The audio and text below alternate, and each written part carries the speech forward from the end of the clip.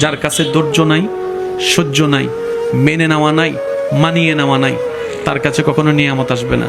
এই ক্ষেত্রে আমাদের অনেকের মনের একটা চাপা প্রশ্ন থাকে, জানতে চাওয়া যে ধৈর্য তো অনেক ধরেছি, আর কত ধৈর্য ধরবো, সহ্য তো অনেক করেছি, আর কত সহ্য করব।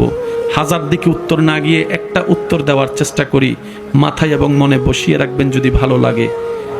ধৈর্য ততক্ষণ ধরবো যতক্ষণ আমাদের রব খুশি না হয়। সুবহানাল্লাহ। যতক্ষণ রব খুশি না হবে ততক্ষণ ধৈর্য, ততদিন ধৈর্য, তত মাস ধৈর্য, তত বছর ধৈর্য।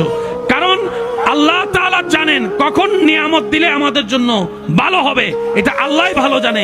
ওই হুকুম আসা পর্যন্ত অপেক্ষা করতে হবে, এটার নামই ধৈর্য। কোনো হা হুতাশ করা যাবে, আফসোস করা যাবে?